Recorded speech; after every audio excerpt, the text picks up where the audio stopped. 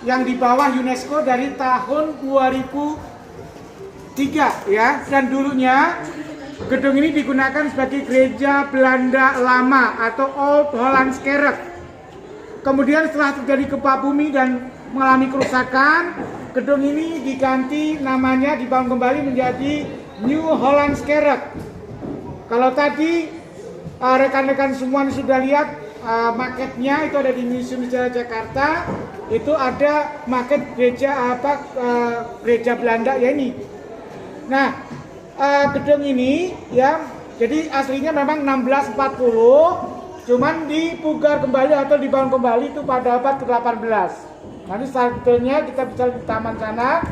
Museum ini ada 2 lantai, lantai 1 itu di tengah-tengah ada tamannya ya, kemudian di lantai 2 itu ada berbagai macam koleksi dari internasional. Ada wayang dari Amerika, kemudian wayang dari Malaysia, kemudian wayang dari Polandia ya. Jadi banyak, nanti kita bisa saksikan wayang-wayang tersebut merupakan salah satu karya masing-masing negara, dan itu merupakan sumbangan dari duta besar masing-masing negara di Indonesia.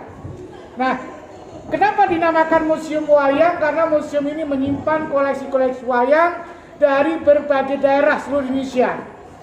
Nah, ada berbagai macam wayang. Yang pertama yaitu wayang kulit, ya, tidak asing lagi kalau wayang kulit terbuat dari kulit. Kemudian ada wayang golek terbuat dari dari kayu. Kemudian ada wayang beber, itu berupa lukisan. Kenapa dinamakan wayang beber? Karena cara pertunjukannya dengan cara dibeberkan, ya, atau digelar. Kemudian baru diceritakan di sisi kanan ceritanya apa, misalkan Panji, misalkan di sebelah sini adalah cerita Ramayana dan lain sebagainya. Kemudian asal kata wayang ya, atau wayang itu dari bayang-bayang. Kenapa? Karena kalau kita menyaksikan wayang secara aslinya itu dari belakang layar ya, bukan dari belakang dalang sebenarnya.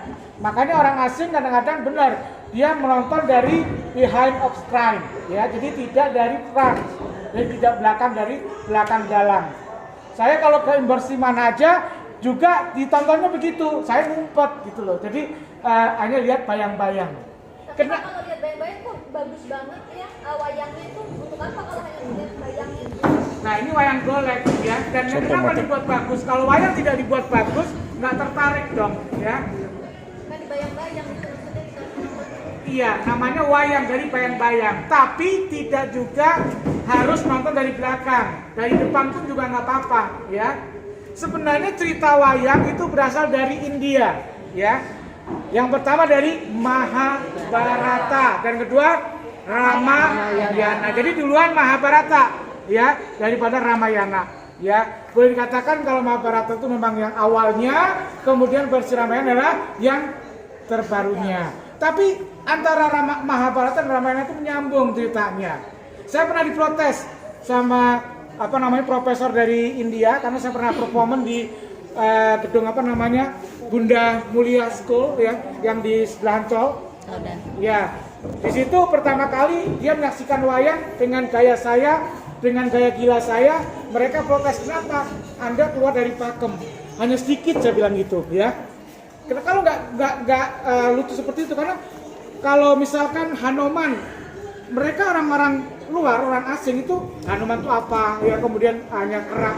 Tapi kalau kita bilang Hanuman is white monkey or Sun Gokong or Sun Goku, tergantung kita ngedalangnya di mana ya. Kalau kita di Cina berarti ini loh, white monkey itu adalah Sun Gokong. Tapi kalau di daerah Jepang kita bilang Sun Gokong, Sun Goku ya. Jadi berbeda-beda. Ternyata dengan cara seperti itu mereka suka dengan wayang. Kenapa? Karena kalau dalang semalaman suntuk menyaksikan dalang dengan bahasa Jawa, nggak ngerti itu orang ya, jadi nggak ada nilai tertariknya gitu ya. Saya pernah ke Meksiko bawa wayang 2 koper habis ya. Kenapa? Karena saya ceritakan, menarik ini loh Ramasinta, ini loh yang dinamakan Hanuman White Monkey itu seorang kapten, seorang tentara yang handal. Nah, baik, untuk mengetahui secara detailnya kita lanjut ya ke sebelah sini, silakan ya.